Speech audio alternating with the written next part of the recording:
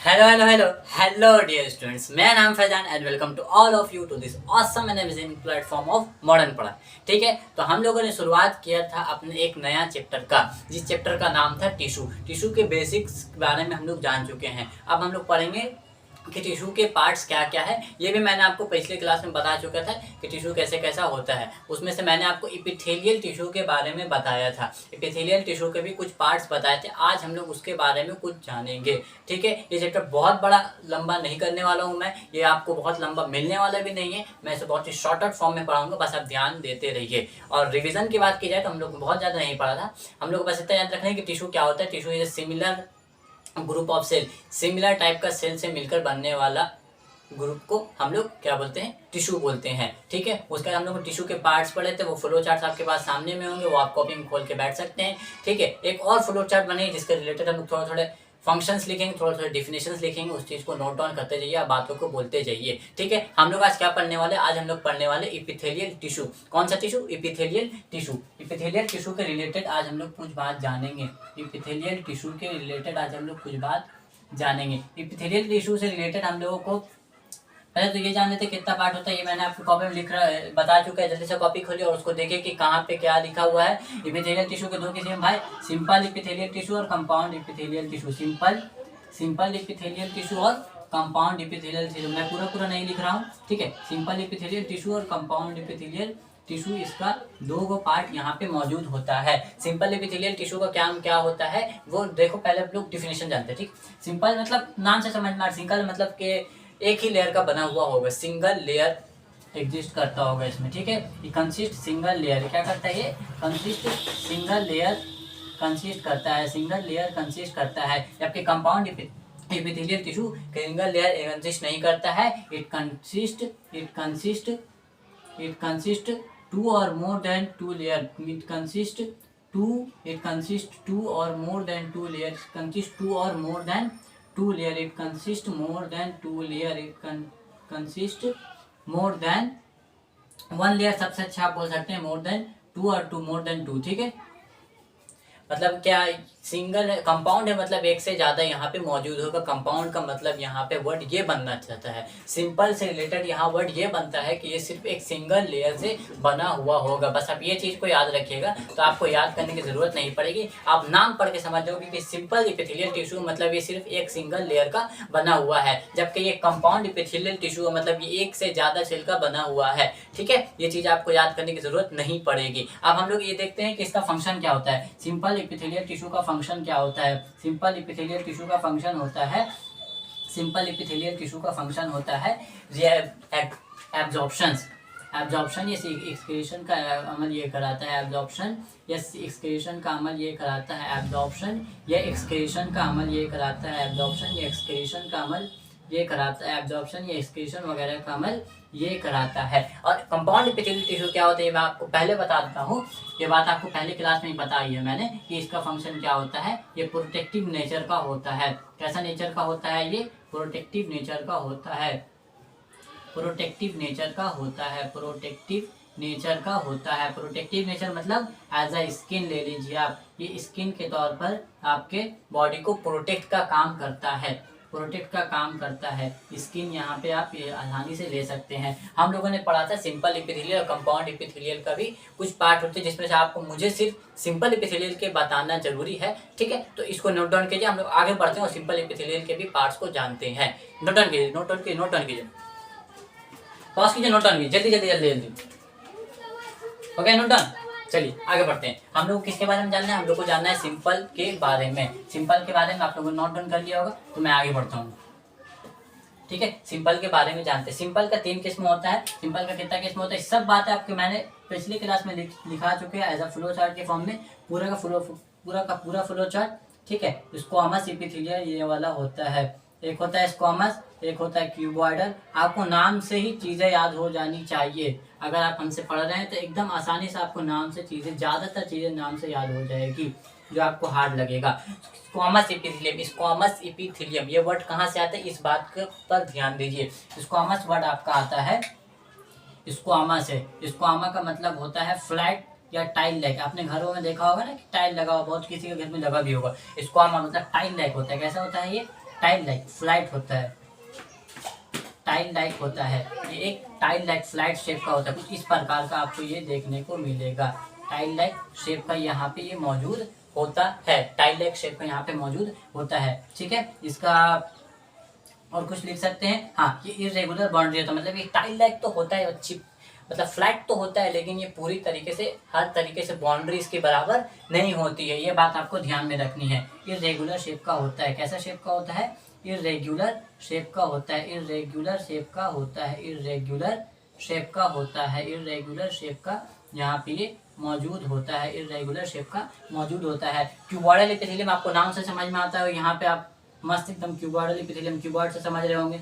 ये कैसा शेप का होता है, ये आपको पाया जाता है क्यूबॉइड के फॉर्म में, क्यूबॉइड के फॉर्म में पाया जाता है, यहाँ पे क्यूबॉइड के फॉर्म में आपको पाया जाता है। ये आपको ज़्यादातर डक्स वगैरह में देखने को मिलेगी, इस तरह की आपको जो सेल है ये आपको डक्स वगैरह में देखने को मिलेंगे।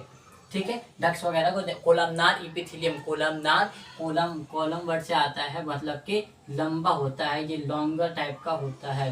कैसा टाइप का होता है, ये लॉन्गर टाइप का टिश्यू होता है, लॉन्गर टाइप का टिश्यू होता है, लॉन्गर टाइप का टिश्यू होता है, लॉन्गर टाइप का टिश्यू होता है।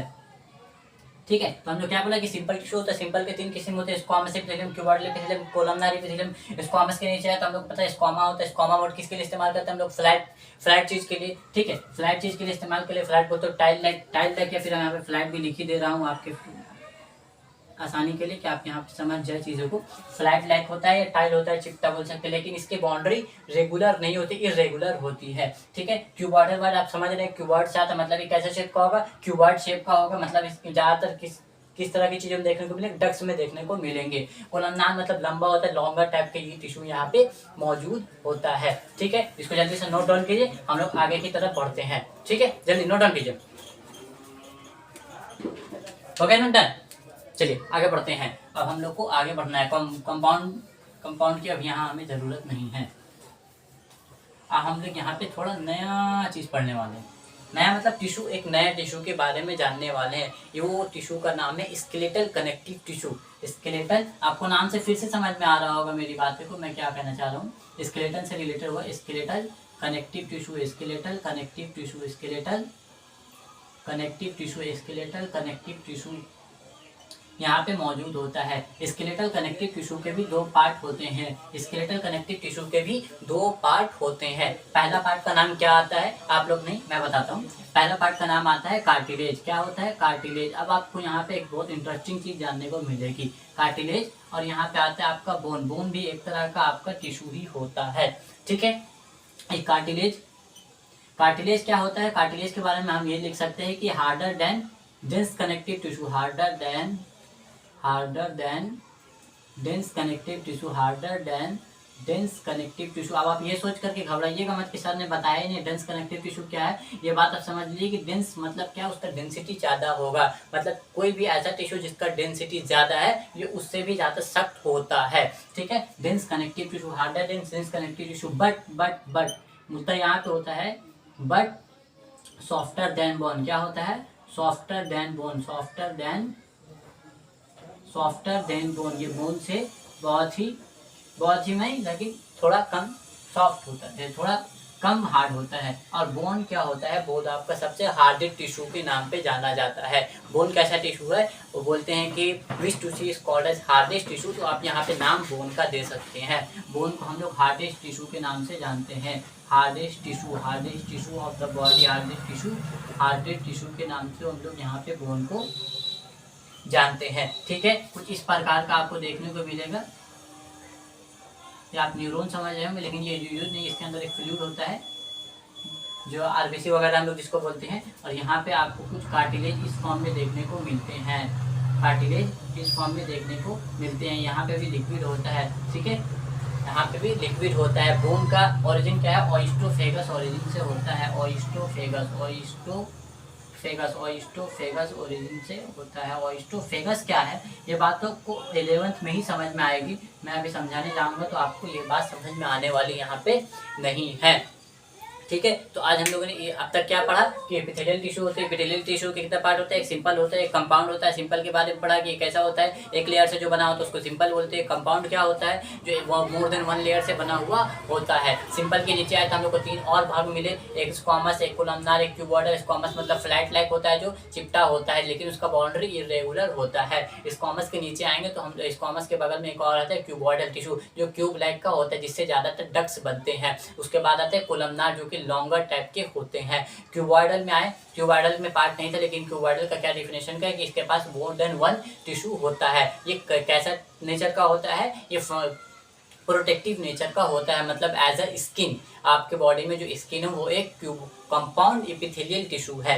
ठीक है। उसके बाद हम लोगों ने जाना कि स्केलेटल टिश्यू क्या होता है। स्केलेटल टिश्यू के भी 2 भाग होते हैं, एक क्या होता है हमारा कार्टिलेज, एक होता है हमारा बोन। कार्टिलेज कैसा होता है, डेंस टिश्यू से ज़्यादा हार्ड होता है लेकिन बोन से सॉफ्ट आता है। लेकिन बोन क्या होता है, सबसे हार्डेस्ट टिश्यू में इसकी गिनती आती है। ये पूरा जो मैंने आपको बताया ये आपको सिर्फ और सिर्फ एनिमल टिश्यू है, प्लांट टिश्यू इसमें इंक्लूडेड नहीं है। मैं प्लांट टिश्यू भी बताऊंगा, लेकिन प्लांट टिश्यू मैं आपको एनाटॉमी ऑफ प्लांट या फिजियोलॉजी और मोर्फोलॉजी ऑफ प्लांट में उसको डिटेलिंग बताऊंगा कि प्लांट टिश्यू क्या होता है, तब आपको चीज़ें अच्छे से क्लियरिफाई होगी। ये आपको पूरा का पूरा जो मैंने अभी तक बताया ये पूरा आपका था सिर्फ और सिर्फ एनिमल टिश्यू के लिए। ठीक है। तो टिश्यू चैप्टर आपका यहीं पे खत्म होता है और मैं अगले वीडियो में एक नए चैप्टर के साथ, एक जोश के साथ एक और शुरुआत करूंगा। और उसके बाद जो आपको फील आएगी, आपको बहुत मज़ा आने लगेगा, क्योंकि अब आप चीज़ों को फील करना शुरू करोगे।